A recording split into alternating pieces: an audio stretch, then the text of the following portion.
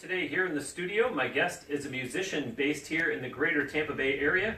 For 10 years up in New York, he played bass in the Tony Award-winning Broadway show Rent. He also recorded with Grammy Award-winning artist R. Kelly, along with others. He even had a successful writing career, having written instructional books for Mel Bay Publications and articles for Bass Player magazine.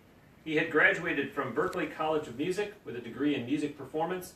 He has a book called Unbreakable, The Secret to Getting Anything and Everything You've Ever Wanted, which we will tell you how to get for free.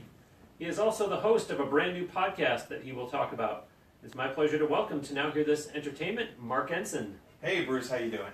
Excellent, Mark. Welcome to the show, and thanks for coming in to do this today. Of course. Thank you so much for having me. Yeah, you bet. I want to set the stage for the listeners because Mark's is truly an inspirational story, and that's why I wanted to have him on the show.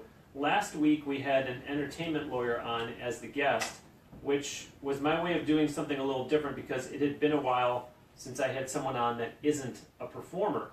And I heard Mark Ensign tell his own story when we were at Podfest in Orlando back in February, and felt that because it is so difficult to get up and try to make some headway in the entertainment world every day, I could be of service to a lot of you listeners who are aspiring performers by bringing on Mark and letting you hear his truly remarkable story to help motivate you and give you hope.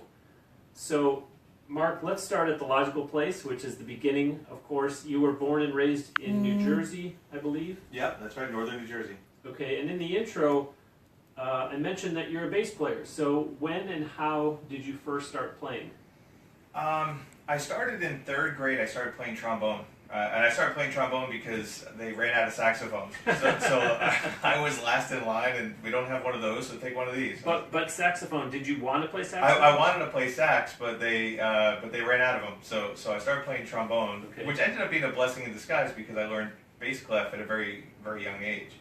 And I graduated from trombone to guitar. And then I wasn't very good at that. And then I graduated to keyboard, and I wasn't very good at that. And by the time I wanted to play bass, my parents got so tired of buying me instruments that they said no. And I think I was about 14 at the time.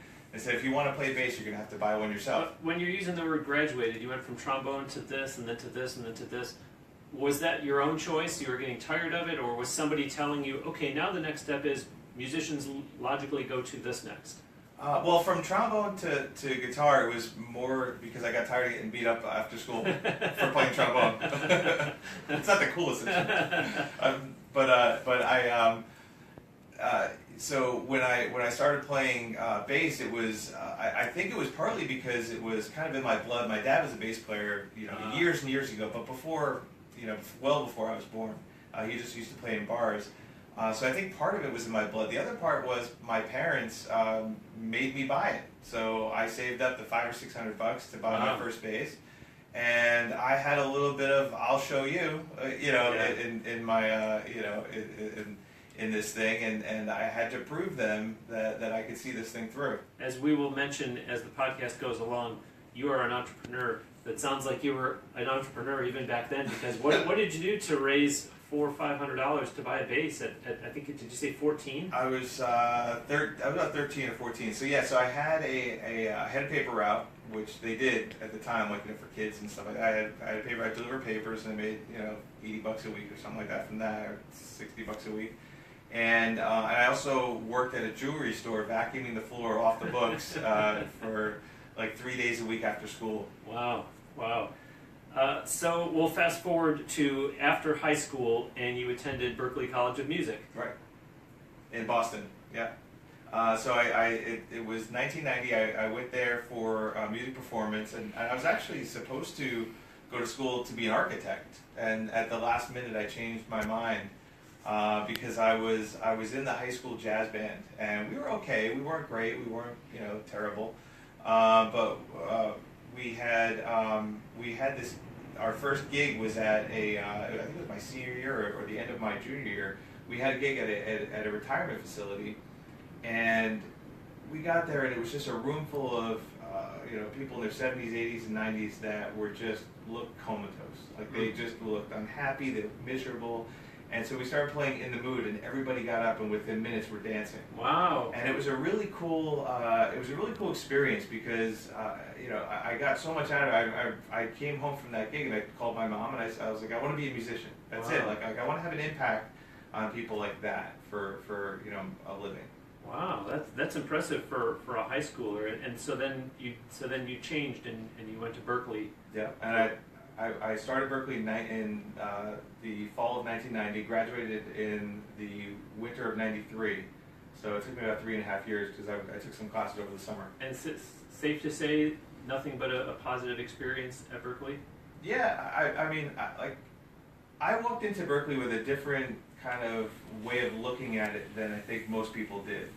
Everybody wanted to be really good at their instrument, which of course was part of it. I want to learn as much as I can. I walked in there wanting to learn as much as I can, but putting almost more weight in knowing as many people as I could.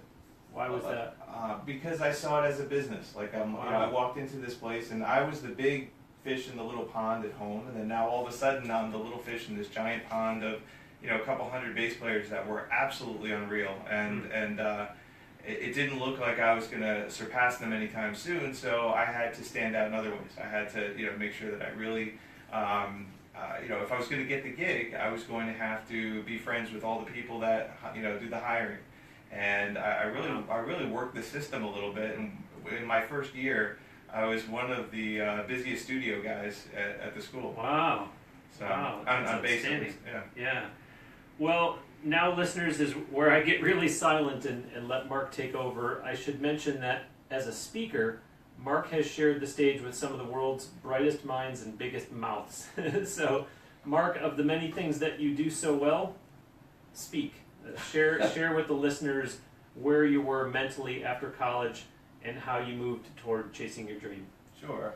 So I graduated from college in the winter of '93, and I spent about 1.5 years on a cruise ship, playing in the show band, and I came home from that with this idea that I wanted to play on Broadway, and I don't know what really fueled that because I didn't. I'd never been to a Broadway show at that point. It felt like a steady gig. But you had moved back to New Jersey after Berkeley. Yeah, after the cruise ship gig, I moved back in with my mom. Okay. So, which is yay. My mom's great and everything, but when you're out of college, it's a big step backwards. But that allowed me the opportunity to really focus. Now in New Jersey, I was only about 25 minutes from the George Washington Bridge, so I was really close. As far as getting to see, within an hour, I could be in front of any theater that I needed to be in front of. So and I think Broadway had this thing that it was a steady gig. It paid really well. It was very prestigious. So it was something to run towards. It was this impossible goal that I really knew I had no shot at getting, but why not? It seemed like if you're going to get a steady gig, this is probably the one. And if you remember, when I started in 3rd grade, I started learning how to read bass clef. I was a really, really strong reader. I could read pretty much anything. So Broadway fit like a glove for me. This is this was back in 96, 95, 96. And there really was no internet. There was a little bit of an America Online thing, but there wasn't really that much internet, or at least anything useful. Like right now, you can go and you can do a search and you can find out who plays in every show. Back then, you couldn't do that. That information didn't exist online. So the second best choice I had was to just drive into the city, and I would go to every theater, and I would ask the ushers for a playbill. If they wouldn't give me a playbill, I would try to steal one. If I couldn't steal one, I would wait until somebody got out of the show and didn't want it anymore, and I would ask them for it. And if I couldn't get it that way, one time I actually dug into the garbage and took one. Wow. So I was committed. I was really committed. So over the course of a week or two, I had a stack of every playbill for every show that was on Broadway. And in that playbill was a list of all the bass players, guitar players, all the musicians, all the musical directors, everybody involved on the music side of the contractors, everybody that was involved in the booking of musicians on that show was in that playbill. So now I had all their names and I knew what they did. I just needed to contact them. And so I had this idea that I'll join the union because I got to be a member of the union anyway. I'll join the union, and then this way, when I join the union, they're going to give me a book of, a directory of all the people that are in the union. If you're on a show, information. yeah, if you're in a show, you're in the book because you're in the union, and so now I have your mailing address and your phone number. And so that's what I did. I went into the city, I went and joined the union, and however, because I didn't have a gig, they wouldn't let me join the union. There was like this weird catch-22 that at the time that if you want to be in the union, you have to have a gig. If you want to have a gig, you have to be a member of the union. So I left there with no union card, and so I came home, went back into the city a couple days later with this brilliant idea. I brought a wire cutter with me, took the bus into the city, and at the bus station, I cut the chain of a phone book that was chained to a phone booth at the time. And this way I walked away with a phone book. I figured like most of the people probably live in Manhattan, and I'd probably be able to get 50-60% of the people of all the names that I had, which I did, which was about on the money. And that's what I did. And so I started calling people, and I would send them resumes that I know that they didn't read. Like looking back now, I'm laughing because I've sent people resumes. Was anyone answering the phone when you were calling, and if so, how did that conversation go? It didn't go well. Because I was a nobody. I was told that I wasn't good enough. I was told I wasn't well connected. I was too young. What was your icebreaker when they'd answer the phone? Hey, Fred. And then what would you say? It was pretty much, hey, I'd like to play the show. like how do I like at one point I was calling guitar players and seeing like how serious the bass player is in the show, like is there anything, talking like wow. If they could bounce him off the show, and I mean it was just completely absurd.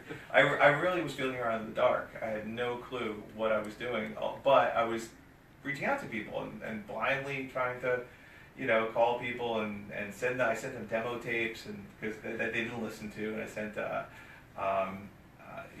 the resumes and letters, and they'd follow up, and it was, I treated this like a business. Yeah. And eventually I got in touch with one of the musical contractors, and he's like, look, I heard that you reached out to a bunch of people, you're doing this all wrong, do me a favor, go join the union, and once you're a member of the union, then I can help you.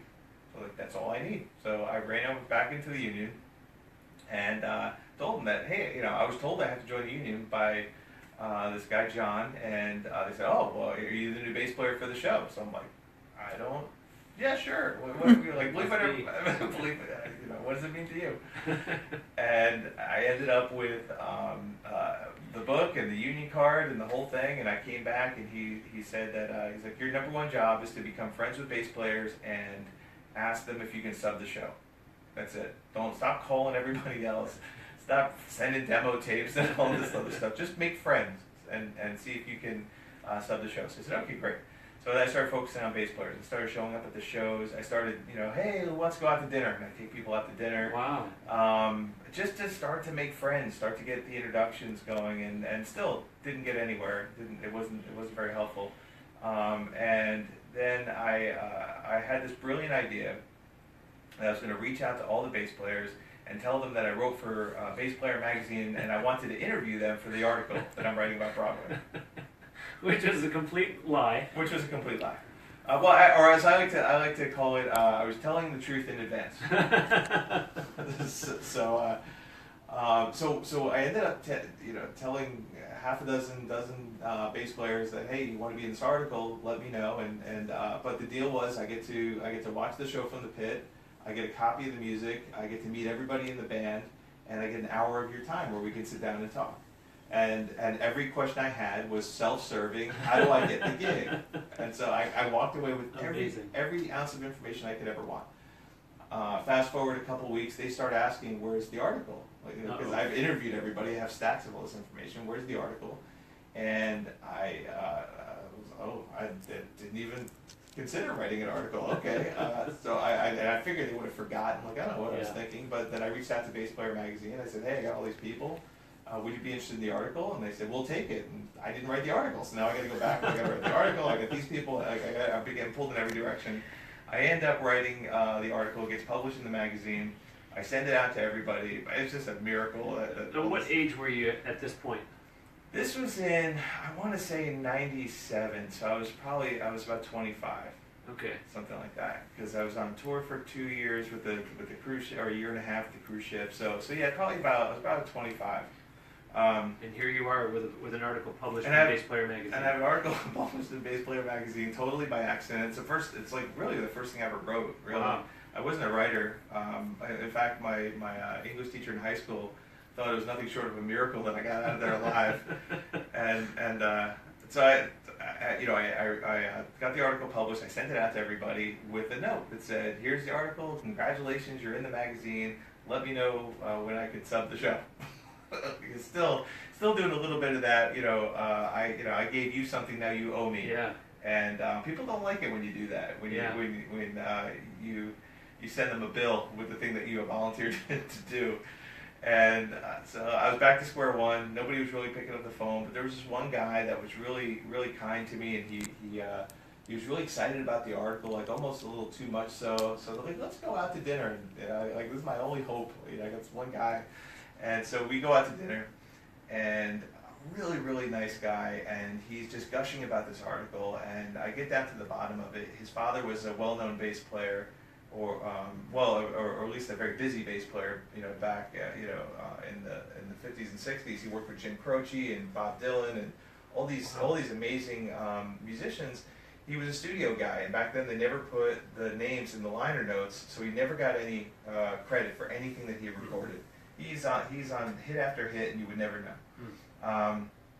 And so this article coming out kind of gave him the notoriety that his dad never did, because his dad has since passed away.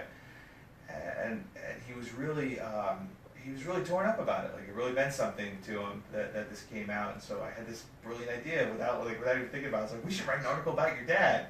Wow. And I don't write for Bass Player Magazine. I have no right to offer this up to anybody.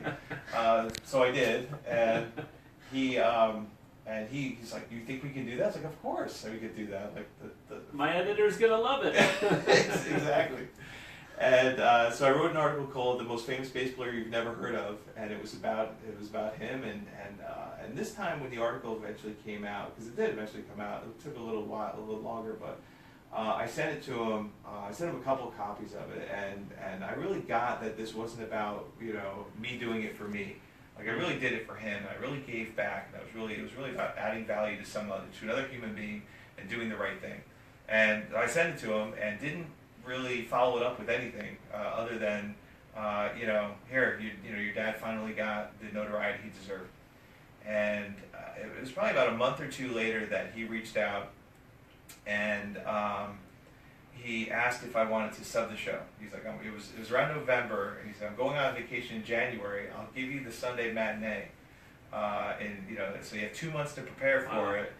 And if this doesn't, you better be ready, because if you blow this, you'll never work again." And this was for rent. Yeah. And so my first show on Broadway was, at the time, this is '98. Was the biggest show on Broadway at the time. Had you ever even seen Rent? Did it matter if you'd seen it? Is it just as long as I could read the music, Bruce? That's the most important thing. I never saw. To this day, let me see. I've never actually seen the show from the audience perspective. Wow. To this day, I've played the show 1,000 times. I've never actually seen it though. I've seen it from the side of the stage, but I've never actually sat in the audience. So they told you you've essentially got 2 months. So I had 2 months, and what I ran that show 2 or 3 times a day. It was the only thing I would allow myself to listen to, and when I would listen to it in the car, I would sing the bass line while the show was playing. I would practice the show in my room with the lights off and flashlights in my eyes, just to see, because the band is on stage for that show. So I don't know what it's going to be like to have spotlights in my eyes or whatever. So let me see if I can play the show that way. I kicked the music stand over, see if I could recover. Put all the music out. I put the music out of order and see if I can still make it through the show.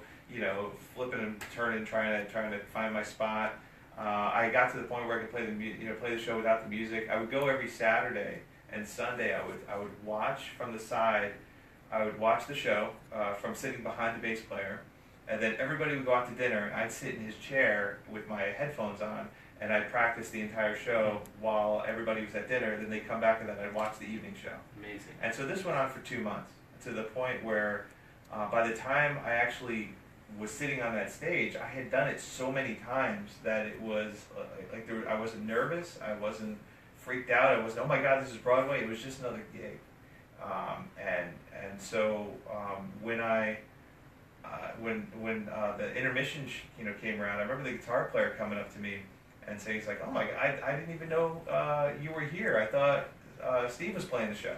Wow. And it was a really cool experience because for me, as a sub, your number one job is to make sure that nobody knows that you're there. Like I'm the guy that flew above the radar and made most noise in college, and made the most noise to get the gig. But now I had to kind of be incognito as a sub. Yeah, your goal was to let them think that Steve was still the one that was playing. Exactly, and so that's what I did. And by the time I got home, I was told that he was like, I don't know what you did, but they want you back as my sub. And it was just an amazing experience. Within 6 months, I got offered the tour, so I went on tour with the show, and then did that for a year and a half. Came back and subbed on and off, and played the show in New York up until it closed. So it was about 10 years. Yeah, Wow. total 10 years. Wow. And I still haven't seen the seen the show. No, that's just such a tremendous story, and thank you for sharing the whole thing. And Sure. And listeners, that's why I wanted to have Mark on. That story. Those of you who are regular listeners, as I always say, thank you. It really does mean a lot to everyone who listens every week. But my point is, those of you who listen regularly know that the show, Now Hear This Entertainment, usually goes anywhere from 45 to 50, 55, sometimes we've even hit 60 minutes. I can stop here, and this would be a tremendous episode, but there's a whole lot more that I want to talk to Mark about. But gosh, thank you. That's just, what a story. And I just really hope that a lot of listeners, I'm getting a little choked up, but I hope a lot of listeners will draw some inspiration from that, because gosh, I'm someone that really prides myself on hard work, and that's what that story was all about. Is I just never heard any quit in there. I never heard any. This seemed like it was getting a little too ridiculous or a little too far off. That's like, who's kidding who? I just got it, and that's, wow. Hats off. That's. Yeah, I always saw it as, or at least I see it now as, I was too young and dumb to know that I wasn't supposed to get the gig. That's true, but you were very clever and very persistent. I mean, some of those things, like when you said that you brought the wire cutters, I thought he's going to do something with a fence. What's he talking about? Outstanding. I am Bruce Wozniak, and joining me today here in the studio is musician Mark Ensign. He is also the CEO and Big Cheese at Loudmouse, and each year helps hundreds of speakers, authors, coaches, artists, and entrepreneurs find their voice and connect with their audience online. Visit his website at www.markensign.com, and you'll want to look at the title of this episode on your listening device to get the proper spelling of his first and last name so that you can go to markensign.com. Wow, on that website there are a host of icons to follow Mark on social media: Facebook, Twitter, Instagram. There's a whole lot more. His book, called Unbreakable, which we will talk about, is available as a free download on his website, and there are 2 books that he wrote that are available for purchase on Amazon.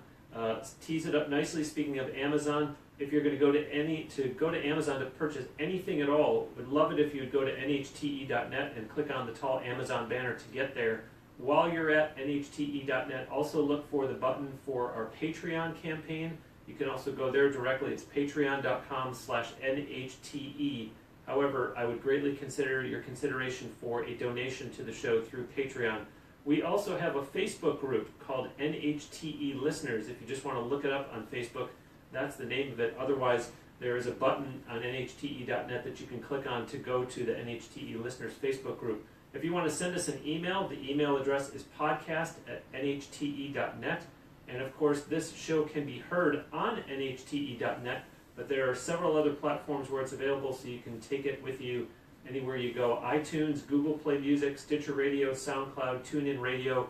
Please do subscribe and tell a friend. There's also our newsletter that you can sign up for at nhte.net. And of course, we are on social media as well. When you're on nhte.net, just look for the social media icons: Facebook, Twitter, YouTube, and Instagram.